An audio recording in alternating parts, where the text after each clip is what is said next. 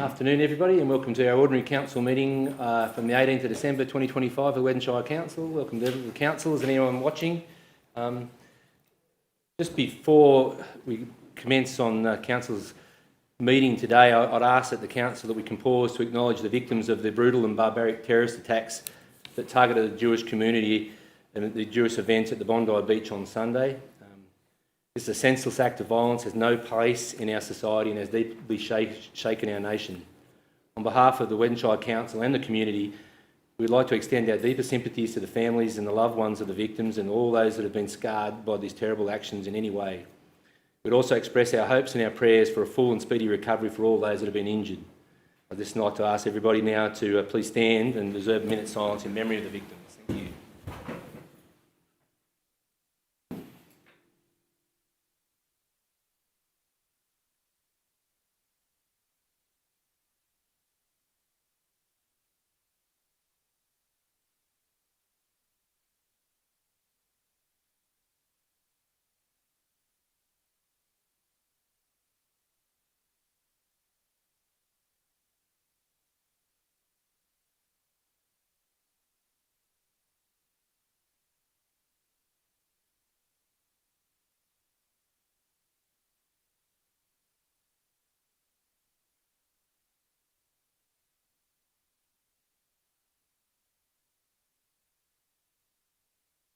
Thank you, councillors.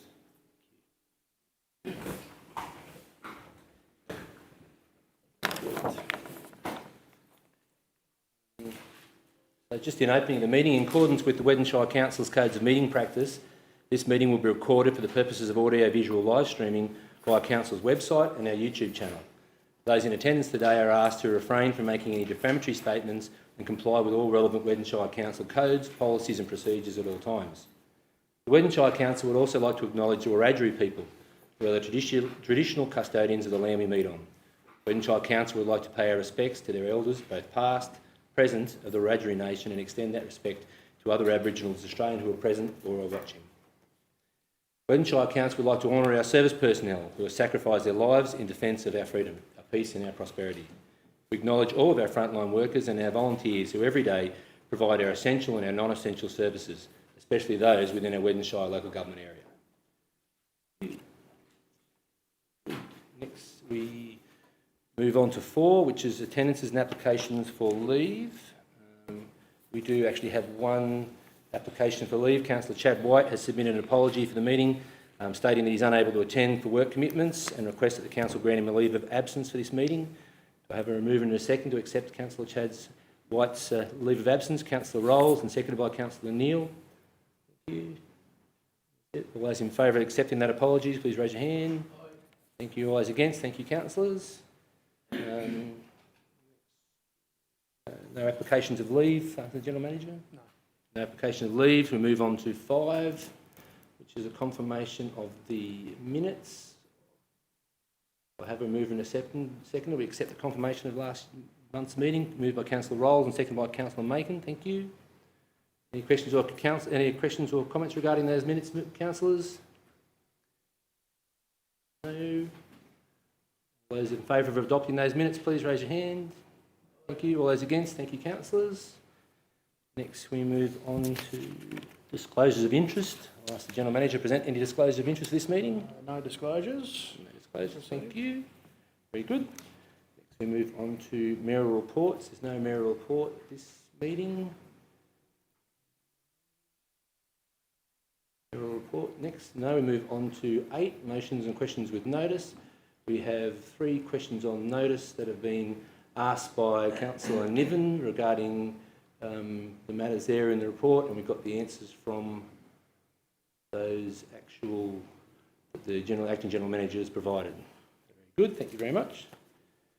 Next. So, Councillor, just for noting that because they're a notice of motion on a question, it doesn't actually require a mover and a seconder for that, because it's noting when you note something, it's only for information. And I've just been checking up on that. So it doesn't actually ask to seek a decision. Noted means the council acknowledges receipt of the information only, and under the Code of Meeting Practice, items that are for noting do not require a motion, mover or a seconder. That's all, just to make that clear. Thank you. Yes, Councillor Niven? So we can't speak, I can't speak to it? No, well, that's just for noting, but, well, if you go to refer to 918 of the Act, it's actually the chairperson who must not permit discussion on any reply to refusal to reply any question put to a councillor or a council employee. That's as part of the meeting code of meeting practice. 918, councillor. I don't really follow that, but anyway. So check up 918. Like I said, it says the chairperson must not permit discussion on any reply to or refusal to reply to a question put to a councillor or a council employee. That's in the code of meeting practice. Thank you. Fairly clear, not very ambiguous on that one. Next, thank you, councillors. Move on to the General Manager's report. I'll ask our Acting General Manager, Mr Luke Sheen. Sorry, Councillor? Saying that I do think that Councillor Niven has a right to explain or speak on his questions with notice. Yeah, I disagree. I've just read the actual part out which it said that the chairman must not permit discussion on any reply. Because that's a discussion between councillors and in the room. No, it's a discussion on any reply to a question put to a councillor or a council employee. I don't think that's not very ambiguous. It's pretty straightforward. My interpretation of that, and I did have a look at that because I thought about asking a question and I know I can't. My understanding was in the past when I've done questions with notice, I've been able to give a commentary that there is to be no discussion entered into in the room. Commentary is different to discussion, and there is no right of anyone to ask questions in that commentary. Councillor, okay, I have made a ruling on it. It's actually, you're saying there's a difference between commentary and discussion. I don't believe there is. I said that's fairly straightforward. The chairperson must not permit discussion. I don't think that's ambiguous. And I think the ruling has been made by the chairperson. Yes. In Mr. Mayor. No, that's right. The information's here, we've got the questions here, we've got Councillor, that's the same thing. here. You don't need to discuss it. Oh, sorry. But that's the point. There's no discussion as per the council codes of meeting practice. Well, I understand it's a new code of meeting practice we're dealing with. It's going to take us a while to... I do believe this was in the old meeting practice as well, but it's a new code of meeting practice we're going to have to deal with. It's going to take us a while to come to terms with it, but I'm sure we will. Well, Mr. Mayor, I'll flag for next meeting that these answers are not correct. So there will be more about it. So that's what I've got to say. Once again, you're flagging something in order to discuss it. Continuing to discuss it after the chairman has made a ruling on the matter to move forward is a breach of the code as well. So I'll ask that we please be respectful and move forward. Thank you. Councillor, also comments after a decision as well is a breach of the code as well, and I'd ask that you please refrain from making those comments after a decision. Thank you. Next we move on to 9.1, council meeting dates. I'll ask our Acting General Manager, Mr Luke Sheen, to present these to us.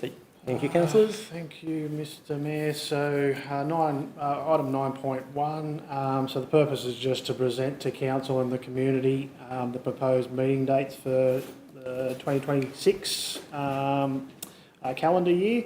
So they are outlined in table 1 of the report. So we will have 11 meetings are proposed for next year, so which will begin in February. There isn't a council meeting scheduled for January, so that's for council to note and endorse those council meeting dates if they're agreeable.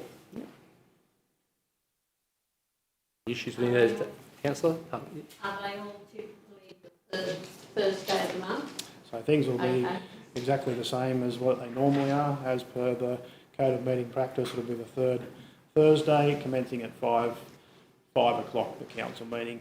Obviously for the public out there is obviously a new code of meeting practice, so there's a bit more information which is on our website around the public forum, but we're obligated now to have public forum outside of the council meeting, so that will start at 4:30, where we have applications for people to speak at public forum. So it'll just be the similar process. It'll just be before, it has to be outside the council meeting, sorry, so that'll start at 4:30, and then they'll proceed into the actual formal council meeting at 5 o'clock.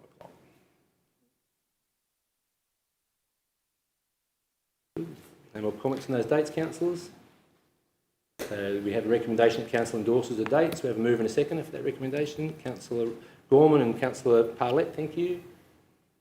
All those in favour of endorsing those dates for our following meetings next year, please raise your hand. Thank you. All those against? Thank you, councillors. Good. Next we move on to 9.2, the Model Code of Meeting Practice Policy. There's a recommendation that council notes the information contained in this report relating to the adoption of our new Model Code of Meeting Practice. So this is also for Nadine because it's actually been already adopted prior to the meeting, so I'll just ask the General Manager to speak on that one again, the Acting General Manager, sorry.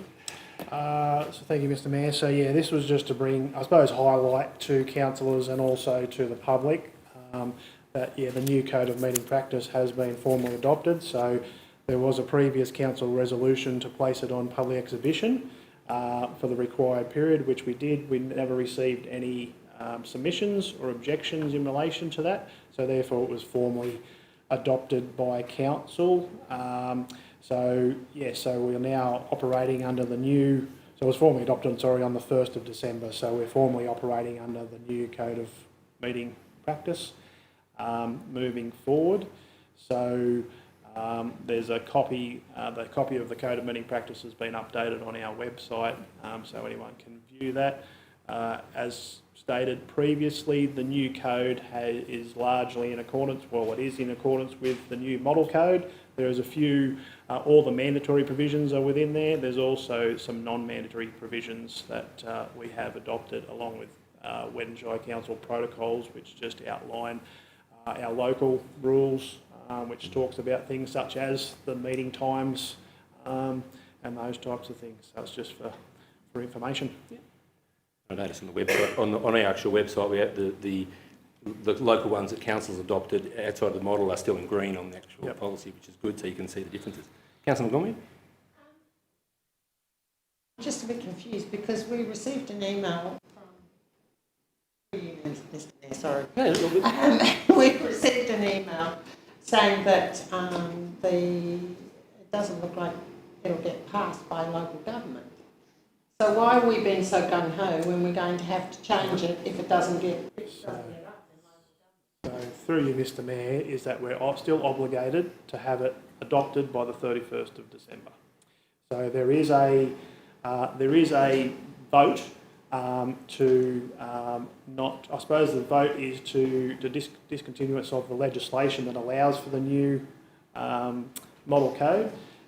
So we have received advice from the Office of Local Government to say that there was no vote, there was discussion on it, but they actually never had a formal vote on it.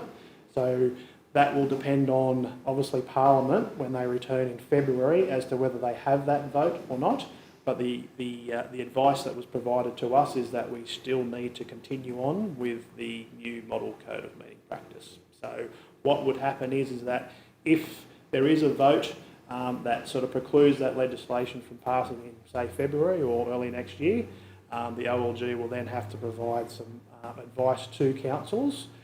There is a chance that that would mean that we would revert back to the old code of meeting practice, but legislative-wise, we're still obligated to work under the new one as of the 1st of January. Councillor Parlett? So, in my understanding, there's still room for us to bring it back, and once we adopt this, we've got to wait for 12 months to revisit it, because I'm just concerned we've got a new GM coming in, and that's where there's some things in there regarding the GM. So.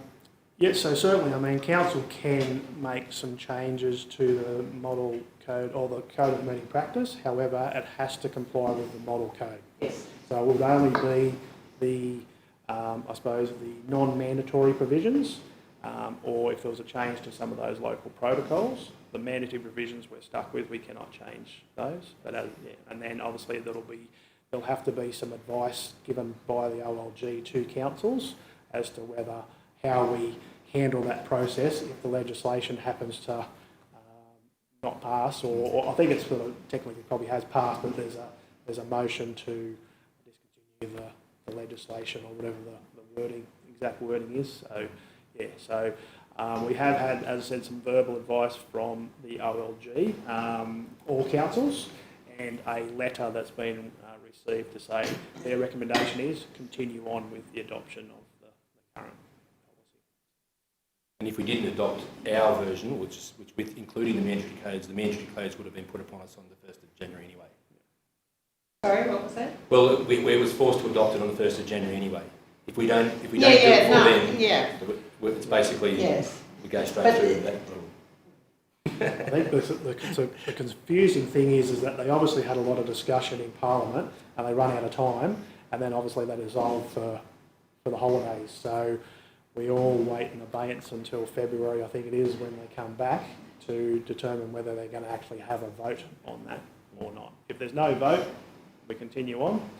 If there is a vote, then it will depend on what the outcome of that vote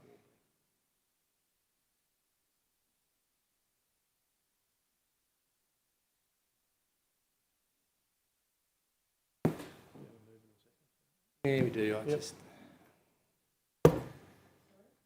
I think that's really appropriate to be doing our phone in the middle of the meeting.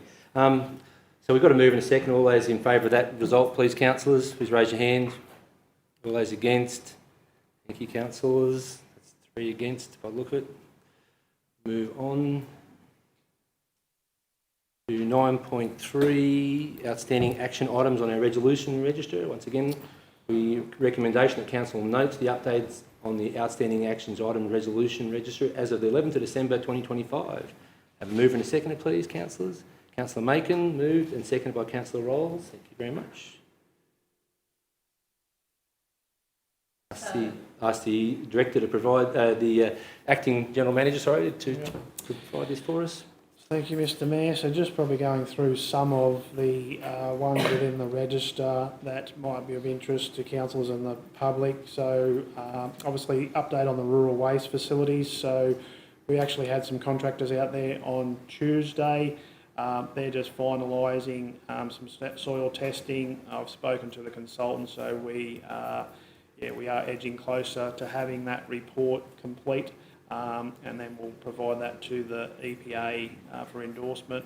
Hopefully that will happen early next year now. We're just waiting on the results. Then when that happens, we can send that off to the EPA, hopefully, and then hopefully by the next council meeting, we can, if we have a reply from the EPA with some good news, then we can get stuck into some work out there. There obviously has been some, we have received some feedback in relation to obviously garbage collection, the rural waste collection service. So look, we're trying to offer as a reasonable service as we think we can. Obviously it's a difficult situation out there. We can't obviously pick up from every person's residence. We're trying to probably make it as convenient as possible until we can obviously work out a solution with the waste facilities. So hopefully the new sort of collection service is offering some assistance to people so they won't have to take it all the way into the villages. It's hopefully reasonably close to most people's location, and probably closer than what they were if they had to take it off to the tips. We'll monitor how that's going, and sort of take into account any feedback that we receive in relation to that. Further, so reclassification of community land to operational land. So we have, as I think we reported last month, we've got the gateway determinations for those. It was just sort of running into the Christmas period, and the holiday period was going to be quite difficult to try and do that advertising. Obviously there's a lot going on, and we didn't want that to sort of just get glossed over and people be not aware of it, so we'll start that early next year, so that we've got a fresh start and we can do that without sort of running into holidays and public holidays. So once that's done, there'll be a full consultation process with the community and a public hearing, so people will be able to offer comments in relation to that. We are looking at investigation of a bicycle path, so we have lodged a grant application through to do a range of bike paths and shared paths within Grenfell. So that's currently, I suppose, with the grant authority. It was only lodged, I think, earlier this week or last week, so I would imagine it'll take a while to go through, so probably hopefully early next year we can get some feedback as to how we went there. So the grant application was to do the concept designs, so we've picked the next lot of paths that were identified in our active transport plan, and it'll be that the money will be to do the concept designs to allow us to then proceed into getting a grant to actually do the that's been lodged by our infrastructure team. What was the other one? Yeah, work's progressing on a bus shelter down at the railway station, and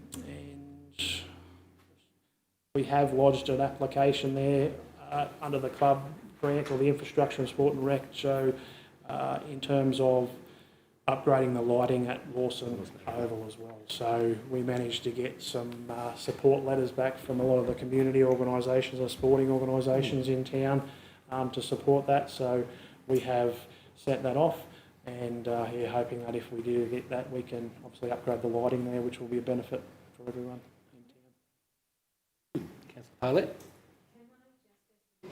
Through you, Mr Mayor, with the waste facilities, have we moved bins from the...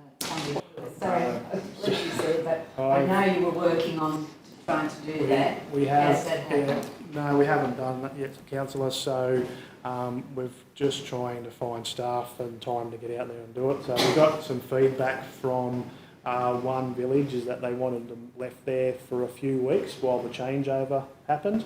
So we've done that, but yeah, we're hoping if we can to try and get them moved before Christmas again. Oh, Councillor Montgomery? Oh, sorry, no. That's okay. Resolution 06225, which is about the Grenfell Historical Society looking for the time capsule. Does that still really need to be there? No. Because we've looked. You looked, it's not there. We didn't find it. I'll ask this question. I mean, if councillors are happy that we fulfilled that resolution, then we can. Well, it states that there. I don't think we can look any harder. We did a pretty big hole for them. So. Councillor Gorman? Can I just ask the infrastructure director, when I was at Quandiella the other day, there was a lot of concern about the bins. Several people are in favour of trialling your trial for the roadside pickup from certain locations. However, most of the people in town are elderly, and they are very much wanting those bins to be relocated away from the pool because of the smell and everything like that.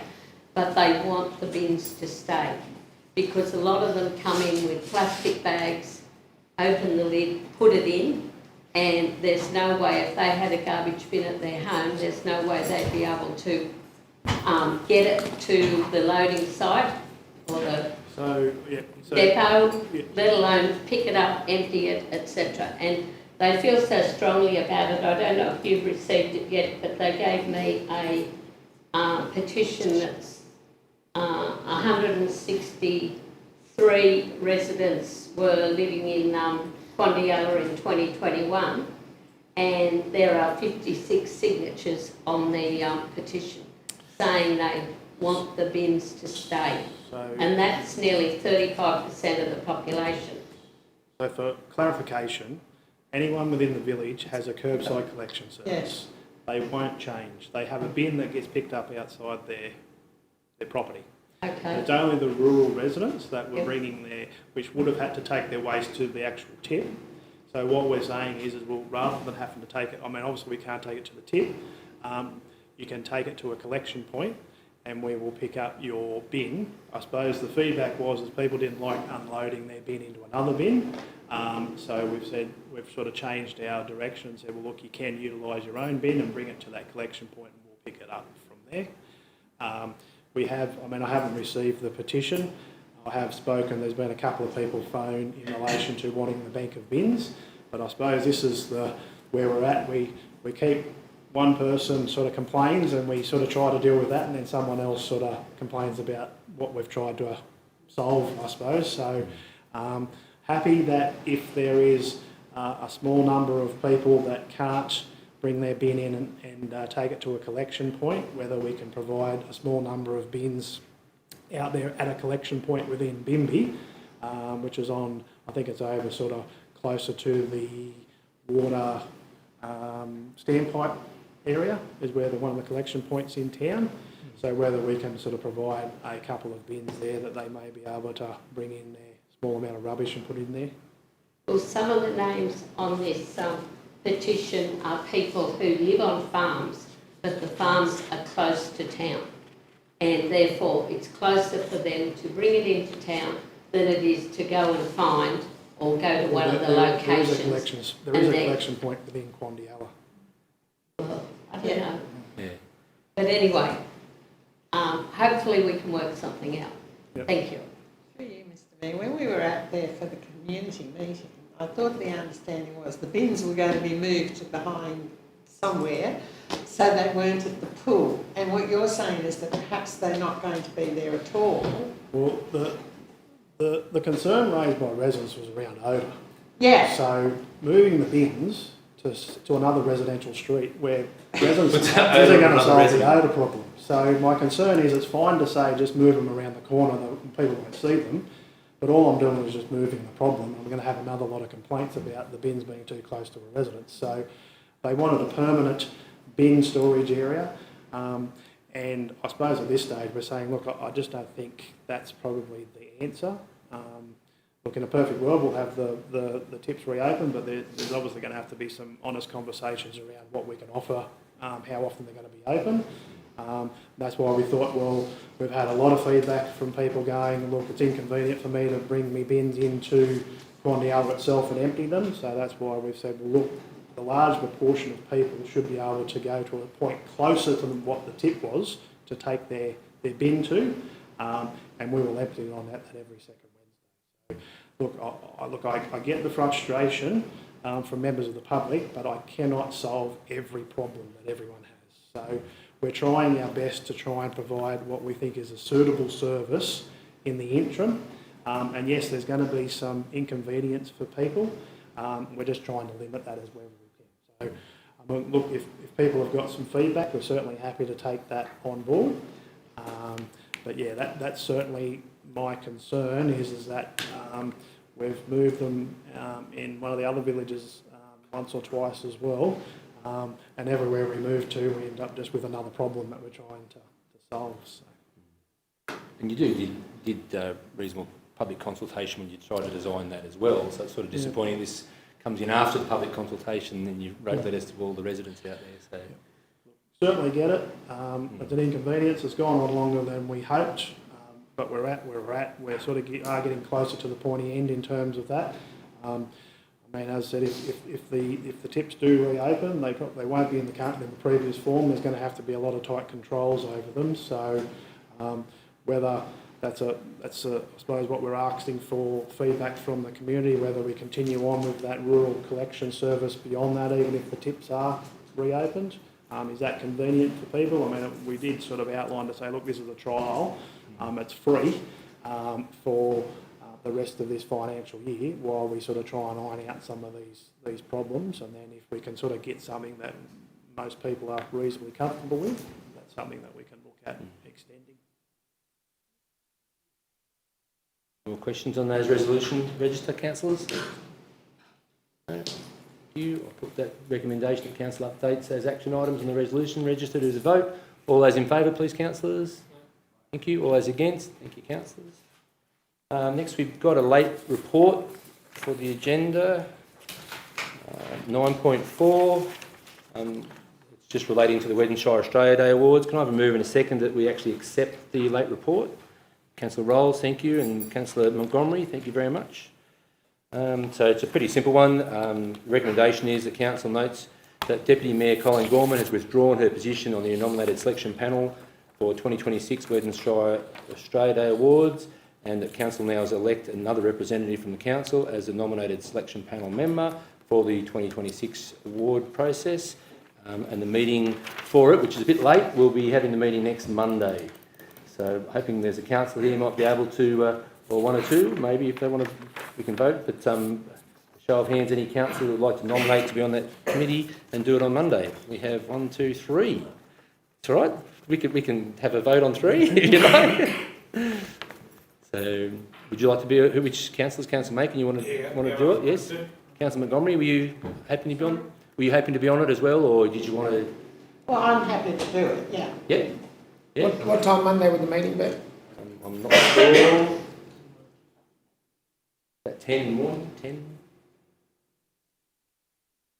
I thought it was in the afternoon, but I can't remember. We can follow up with that. Just having a quick check. 3 o'clock. 3 o'clock. 3 o'clock, right, 3 o'clock. I'm sorry to inconvenience you That's all all, right, councillor. but This thing's happening. we're meant to be with my brother This thing's happening. down the coast. Can we have 2 extra ones on there? Reason? Council resolution. Have a council resolution to have both on there, actually. We can. I don't see why we can't have a council resolution to have both of them on there. Oh, there's 3. There's For 3. streamlining purposes. Oh, 3. Sorry. Yeah. Sorry. I'm happy to not No, 3 's I mean, we've got enough people. Well, on. 3 will be an odd number, so that makes Yeah, it. so I'm happy to withdraw based on that. Okay, it'll be 2 and 4. There'll be 4, so it's a bit. It's right. We can work it out. If that's what you like, councillors. So we'd have a motion then that council elect Councillor Macon and Councillor Montgomery as the new nominated panel members on the Australia Day Awards Committee For for 2026. 2026.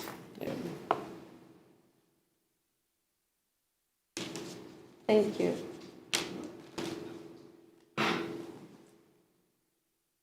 Thank you, councillors.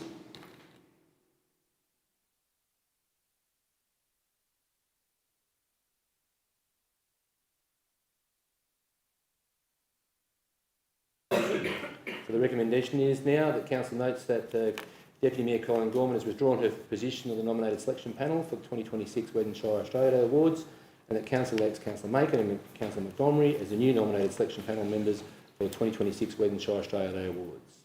So all those in favour of that recommendation, councillors? Thank you. All those against? Thank you, councillors.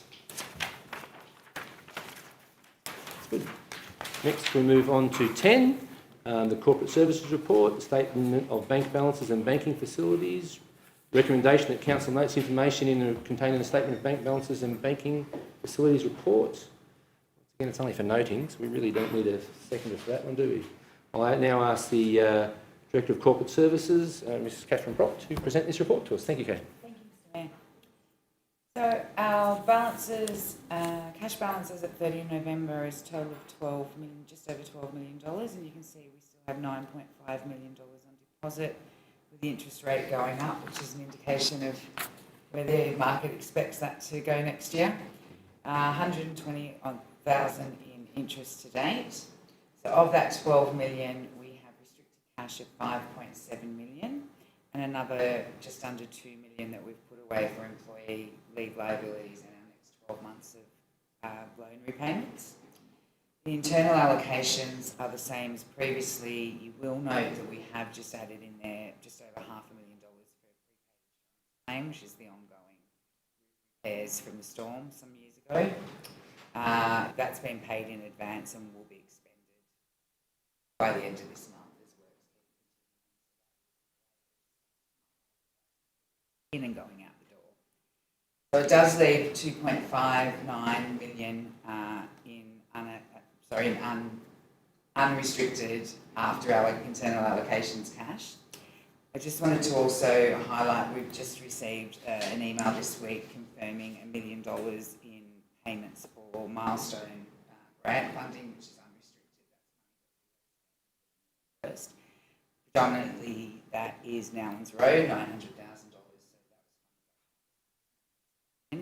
Thank you to the engineering team and the finance team who worked tirelessly to put that grant, and the finance team who are dogged in chasing the payment and making sure we got it in before Christmas. Very good. So that's good news that's come in. Just to note also that the P5 natural disasters will start at the end of January 2026, and with the change in the management of that going away from Transport New South Wales, the way those payments are being paid has changed, and so we expect to have to fund probably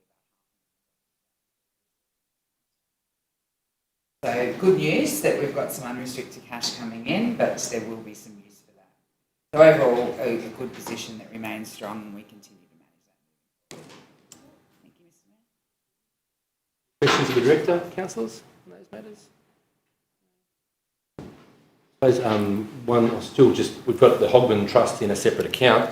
Do you think maybe we should be writing to those on the trust and organising a meeting early next year to sort of get something underway with that? Absolutely, I think so. Yeah, I don't know whether you need a resolution of council or we can just do that. We can look into that. As I said, as it came up, we're holding on to deposit that came up for renewal, and we have been talking to the lawyer who's managing that about what the intention was of that, but we can certainly revisit that and open that conversation. Yeah, probably be good before the next financial year to sort of have something sort of sorted out with it. The councillor should be part of that conversation. Thank you. Councillor Gorman. Through Mr Mayor, when did we get that finance from the Hogman Trust, and what was its intention?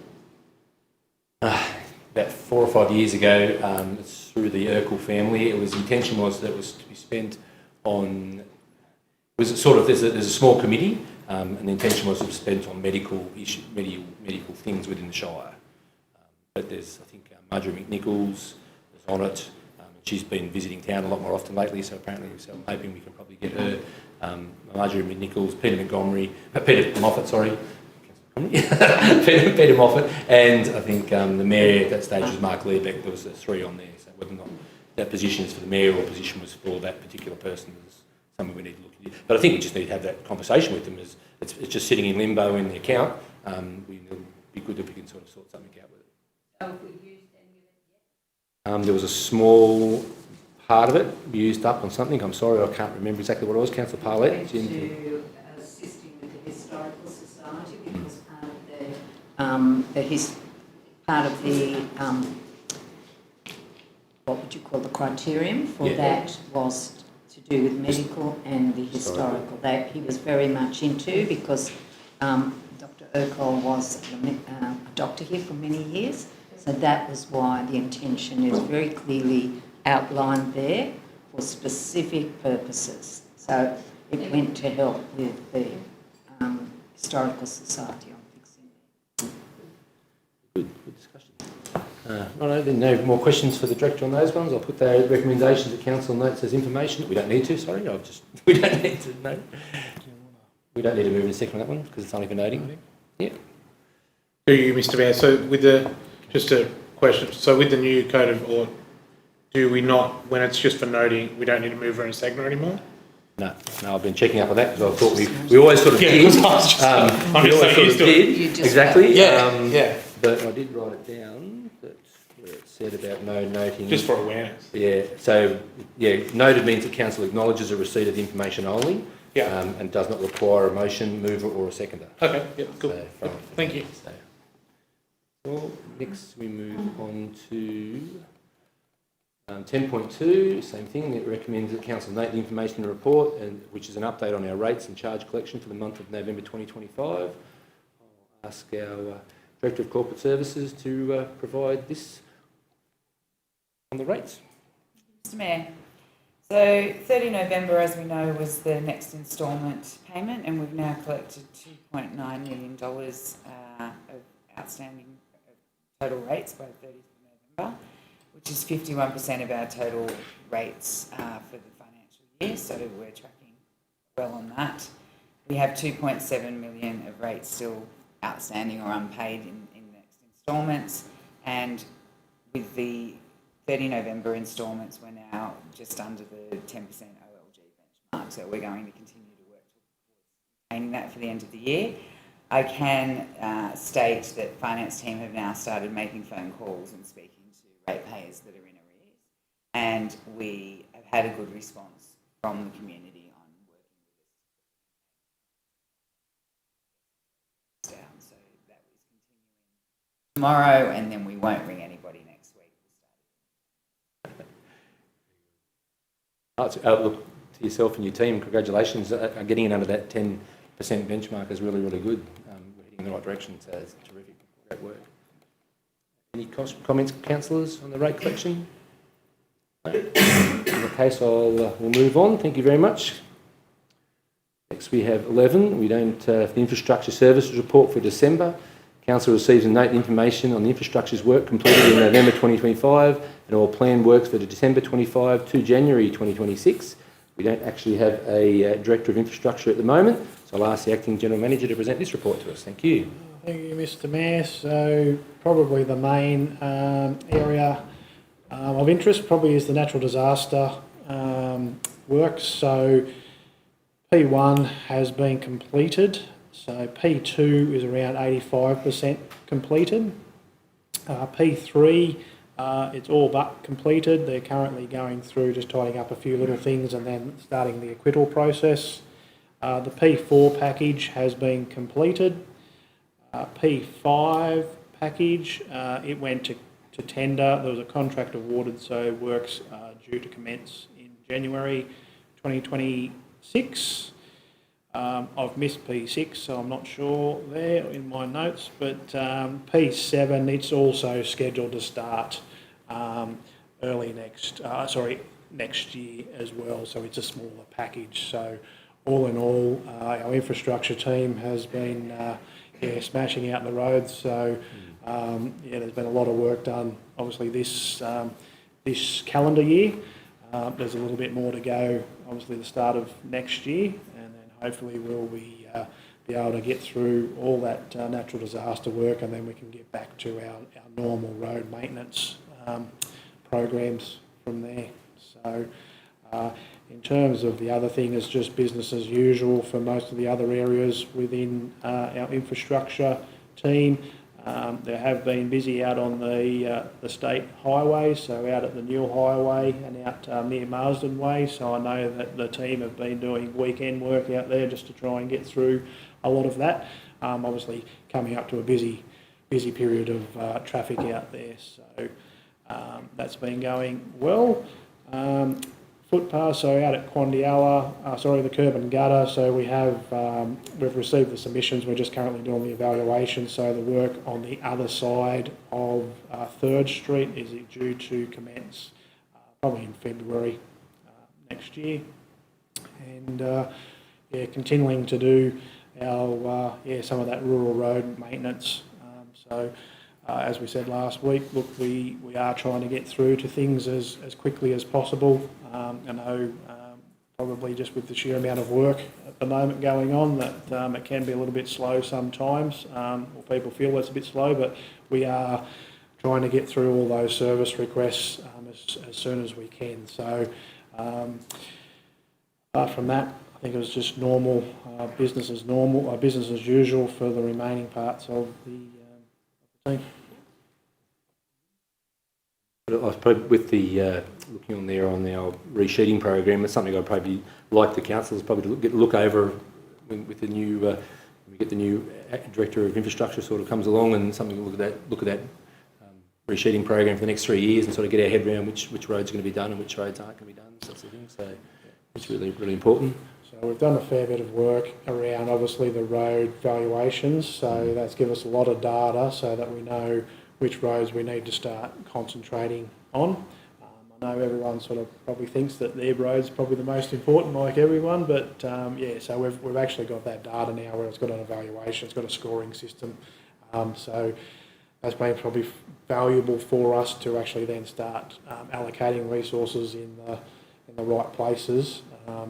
Yes, we will eventually get round everywhere, but it's a matter of we've got a big road network, so we just sort of need to concentrate some of those roads that have sort of probably scored poorly and also are busy roads as well, and sort of factor those into our works program. Councillor Montgomery? Infrastructure is likely to be appointed. We have still going through the recruitment process. So we've done job interviews, and yeah, so we're getting pretty close to that. I probably can't promise. Obviously, we're getting very close to Christmas now. I would hope we may even be able to make an offer to the preferred candidate if we can before Christmas, but recruitment company doing that. So, but I think we're pretty much all bar there. And then yeah, if they happen to accept, then I would imagine hopefully early next year, January, hopefully, ideally, that we can get them on board. Good to start January with a new general manager and a new director of infrastructure. And I suppose just for council's awareness, yeah, the new general manager has been involved with that recruitment process. Councillor Macon? Just for, through you, Mr Mayor, the intersection of Brunda and the highway, something has obviously taken a massive gouge out of the road. I've had a couple of concerned residents approach me and asked, A, what has happened, or B, when is it going to be, because it is obviously a main thoroughfare. It's literally, looks like two things have literally scraped across the road. A piece of farm machinery or something. Or something, and took a massive gouge out of it. Yep. I don't know if a coal patch or something, or some whatever can be put into it, but it's just because it's bigger. I drove to Forbes today and back into here, and there's just big rocks starting to come out now, which may, with obviously Christmas time, I've got to travel through that thoroughfare. I mean, the highway might be. Yeah, I'd have to take that on notice, councillor, but we can certainly get back to you. I'll follow that up with the infrastructure team. And I'm not sure, through you again, Mr Mayor, sorry, that the new speed limit out the highway, I've had a lot of people approach me for certain reasons around that, and it was a Transport for New South Wales decision. It wasn't a councillor decision or council decision. I've been personally messaged about it because my parents live on that corner. So I just wanted to put that I had no influence into that decision. Yeah, it was about, but I've had people tell me that it was me. not a council decision, no. Councillor Gorman? Is the director going to speak about the biosecurity or not? I just wondered. So I suppose our biosecurity staff, it's in the report there, they have sort of been continuing on with their general inspections. I note that there hasn't been any, there was no sort of spraying. I'd have to follow that up as to why during the last month. There is a map there with some of the properties or the inspections that were completed during the month of November. We have, there was a little bit of work done in terms of some grant applications that they put together, probably towards the end of last month and the beginning of this month as well. Some of the Quandiella people have also made a request if they could be added to the list. The Mid-Western Highway looks reasonably slashed and clear along the sides, but the driftway is extremely overgrown and there's lots of saplings, and they're very high, they're very dense, and you wouldn't have a hope if a kangaroo jumped out at you. And quite a bit of the grass, not all of it, but there's sections of grass where it's extremely tall and thick, and they just wonder, can we please be added to the agenda? Probably the time of year to be slashing, but that's all right. I'll follow it up with the infrastructure team and put it on so they can go and have a look at least, and then see if they can get on a list if there's an appropriate time during the summer. If we get a bit of rain or something like that they can do some stuff, we'll have a look and see what we can. I came home that way from Quandi the other day, and someone made me promise that I would go that way, and I took 2 or 3 photos so I can email them to you if that helps.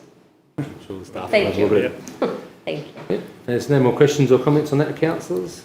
We'll move on then. Very good. Thank you very much, the Director. Next we move on to Environmental Services Report. This is actually your report, Luke, which is it's good. I recommend the councils note the report on the development applications, construction certificates and compliant development applications determined during the month of November 2025. So once again, only for noting, I'll ask the Acting General Manager to present this report to us as well. Thank you. Thank you, Mr. Mayor. So yeah, that's really just here for information, just the DAs and the construction certificates that were determined under delegated authority during the month, during last month, during November. Noting. Questions on them, councillors? Thank you very much for that one. Thank you. Next we move on to delegates' reports. We have a delegate report from the Deputy Mayor Colin Gorman on the Mid-Lachlan Valley Bushfire Management Committee of the 15th of October 2025. Councillor, did you wish to speak on your report, or you take it as read, or...? I'm happy for it to be taken as read. A good part of the day was spent on their 5-year plan, which then went out to the public, and we had another meeting, I think it was the 6th of November, whereby all the final bits were added to that, and then it's on exhibition again. Basically what they did in that particular one was they talked about each of the main shires that are part of the Mid-Western Valley RFS, and we were mentioned as well, and the information seemed to be fairly current and updated. I think they'd be very disappointed at the moment because they were going with ongoing weather reports, which were basically saying that November, December, the rest of the year was likely to be cooler temperatures, reasonably wet, and then here we are fighting fires and whatever all over the place, and the temperatures today, so they'll be very disappointed with that. So most of the things that I felt were current for us, I've written in. Thank you. Surprises me that there were 67 fire incidents. I know, but that was that could have it's regionally. I understand it's regionally across a large area. Yeah, it's still just surprising me. I didn't think there was that number of fire incidents. And they spoke about the number of campfires, maybe from drovers, maybe from just people camping, and they don't put out their fire properly, or they might go away for the day and the wind blows up and the embers go off, and it's a big source of concern for many of the fire brigades. Thank you for that report, Councillor. Thank you very much. If no one's got questions of the Councillor on that report? No, thank you. Next we'll move on to 13.2 then, which is Councillor Parlett has provided a delegates report for the Weddin Shire Council Health meeting held on Monday the 29th of December. Councillor Parlett, do you wish to speak to your delegates report? As read, but possibly just probably would like to highlight that the Health Council still are very proactively pursuing the MPS redevelopment, pushing with ministers, New South Wales Health. Of course, you will see there that the approximate cost is 80 million, so this is where the key issue lies. And of course, you know, everyone's after funding for things. I would like to make mention as one of the contributors that constantly work very hard to provide funds for the NPS and the hospital, the Hospital Auxiliary Group, and they have a great big raffle at the moment, which hopefully everybody, and I'm just promoting it, so please get your tickets in there, some great prizes, and of course all those funds go back into our community, into our hospital. So please get behind that, it's a very worthy cause. And Councillor, where can the public buy those tickets if they aren't aware of it? They are in a number of the shops down the street, so I think you'll find most of the shops in the street through community members, but yes, I think you'll find those, the normal outlets where you will find those. Thank you, councillors. I've got to admit, I agree that the hospital has did a wonderful job, and we're always 180 dozen Lamington orders made. Yeah, been to a few. That's incredible work, so very, very good. Next meeting, Monday the 1st of December, which you've had, so obviously you'll get another delegate's report for that. But thank you very much, Councillor Parlett, for that report. Next we move on to Councillor Parlett again. She has a delegate's report as the Central Tablelands Water Delegate for the New South Wales LG Conference. Councillor, you wish to speak to that one as well? Or? Yes, I'll take that one again as read, and probably highlights and issues, which is common for everyone: housing crisis, renewable energy, model code of meeting practice, which of course is going to be very topical, so that one will be brought back and addressed. Declared natural disasters and lots of things. The housing crisis and the way that the government is financing things there, that was questioned a lot as to the way it's happening. So I think we need to be very proactive with that, and one of the things the Minister and people were saying is for councils to be advocating and pushing forward if they are wanting to do some housing initiatives. You need to be presenting your case, your arguments, and being proactive on it. So there's funding out there for us. Yes, at the moment the developers are taking up that funding, which is creating issues, and of course funding is going into areas like bigger areas like Sydney, where developers are, for example, taking down a building, right, where you've got a lot of people who are housed there at the moment who are low income, rebuilding the building so it's going up higher, but then say you've got 10 people housed in that building, then there's only 5 allocated. They only have to proportion a certain amount, and that the rental agreement goes for so many years, not ongoing. So those people will be displaced, and people are being displaced because of the way it is being managed. Yeah, it sounds good, but in practice there's a few issues that I know that their housing strategy only in New South Wales only included the Sydney Basin, so regional areas didn't have a say on any of it. So it seems to be the way. Any other questions or something, Councillor Parlett, on that report? No. Thank you, Councillor Parlett, for that report. Very, very good. Thank you. Next, we will move on. There is a recommendation on 14.1, which is the committee reports on the minutes of the Australia Day Committee held on the 18th of November 2025. The minutes of the Australia Day Committee meeting will be noted and adopted as presented, so we'll need to move in a second as we are adopting them. I'm moving it. Yep, Councillor Rolls moved and seconded by Councillor Macon. Thank you very much. No discussion on that. They're their meetings. All those in favour of accepting the Australia Day Awards Committee meetings report, thank you. Councillors, so move. Next we move down to 14.2, which is again the committee minutes of the Australia Day meeting which was held on the 9th of December. So we'll have to adopt this one as well, 9th of December. I think the only rude part about it is they're talking about the actual event itself, so that's why we need to adopt it.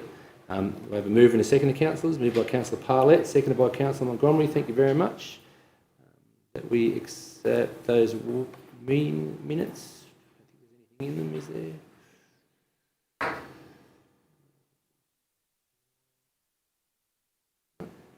No, I don't think so. Yep, so all those in favour of that recommendation, councillors, we accept those minutes. Raise your hand, thank you. All those against, thank you, councillors. Next one, we have unconfirmed minutes of the Bogalong Dam Precinct Committee meeting, which was held on the 1st of December 2025. We'll note and adopt those as well. Any comment to that? Basically, everything has been put on hold until results. They recommend the council places on hold any decommissioning plans until the planning proposal to reclassify the land from community land to operational land be known, and then revisit the options after that. So basically that's what we're adopting. Any questions on that one, councillors? But no, thank you. So we'll put that with the favour. All those In favour of that recommendation, of those minutes be adopted? Oh, sorry, my apologies. Thank you, Councillor Montgomery. We have a mover and a seconder for that recommendation. Look at that, got hands everywhere. Councillor Neal and Councillor Rolls. Thank you very much.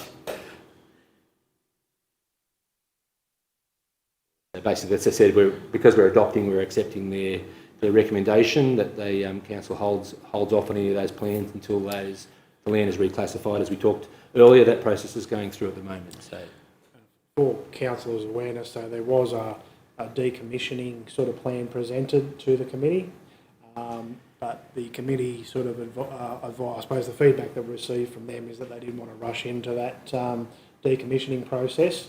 So that we will wait and see what the result is of the reclassification process and then revisit it. thank you. I believe there'll be a report when the February meeting's on, from the meeting. Very good. Thank you very much. So all those in favour of that recommendation, councillors, please raise your hand. Thank you. All those against? Thank you, councillors. Next we move on to 14.4, which is the unconfirmed minutes of the Weddin Shire Audit, Risk and Improvement Committee, which was held on the 28th of November 2025. Except where otherwise dealt with, that the unconfirmed minutes of the Weddin Shire Audit, Risk and Improvement Committee held on the 28th of November 2025 being noted as presented. Do I have a mover and a seconder? Yep, Councillor Rolls and Councillor Montgomery. Thank you very much. Questions on that one? I thought I was there, but I don't think I'm not picked up on the attendance, actually. That's right. No. Never mind. Good. No questions, councillors? All good? Okay, I'll put that one to the vote then. All those in favour of those minutes be adopted? Thank you, councillors. All those against? Thank you. Now we move on.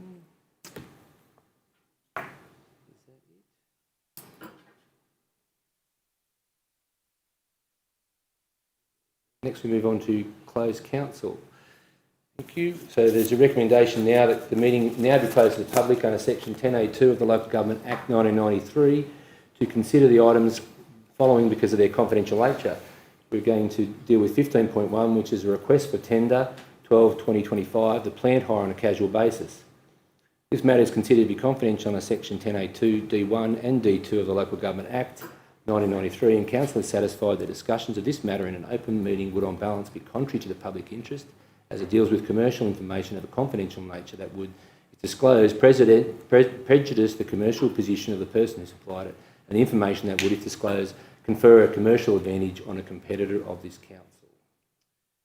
So we'll have a move and a second. Now that we move into closed council, moved by Councillor Gorman, seconded by Councillor Macon. Thank you very much. All those in favour of the council now moved into closed council? Thank you. All those against? Thank you, councillors. Thank you very much. Thanks, Josh.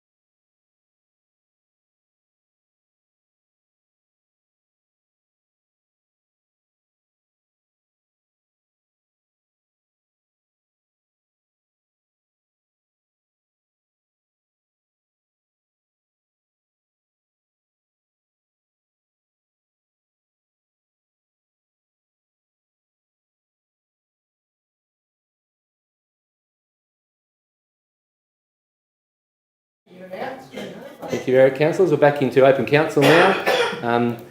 From the closed council, our resolution was that council received and note the information and report regarding T12 2025 plant hire on a casual basis. It delegated to the acting general manager to accept all 26 contractors who submitted tenders to T12 2025 plant hire on a casual basis. 3, we delegated the acting general manager to enter into a contract with the contractors listed within the report to form a panel contract for the provision of plant hire on a casual basis for the 12-month period from the 20th of January 2026 to the 20th of January 2027. And we also delegated that the general manager can extend the panel contract prior to its expiration for up to 12 months in the event that a further panel has not been established prior to the expiration date in accordance with the tender provisions and in mutual agreement with the contractors. That was moved by Councillor Montgomery, seconded by Deputy Mayor Gorman, and the motion was carried unanimously. Thank you very much.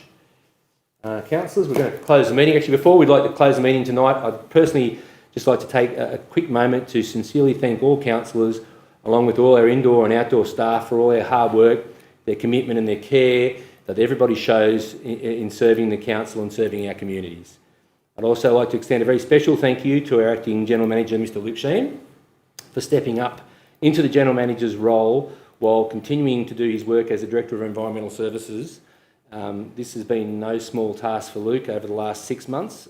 I know it's been made possible by some great support of his services team and the rest of the indoor staff as well. They've done a great job in stepping up and allowing us to proceed and soldier on without actually having a General Manager in that position. Your efforts, Luke, have not gone unnoticed, and as well as the staff, and very much appreciated. And personally, I honestly can't thank you enough for the work and the support that you've shown me over the last 6 months. So on behalf of the council as well, I'd like to wish everyone in our community a very Merry Christmas, a happy and in particular a safe Christmas if we can, and a safe holiday season. And looking forward to, I think we're all looking forward to coming back next year. Our next council meeting will be on the 19th of February next year, and we're looking forward to serving the community again for the upcoming year. So thank you very much, and wish everyone a Merry Christmas. So I'll now close the meeting, if that's all right. I'll have a move in a second, though. Moved by Councillor Montgomery, thank you, and seconded by Councillor Riles that we call the meeting closed tonight. All those in favour? All those against? Thank you very much, councillors. Thank you very much. Thank you, councillors.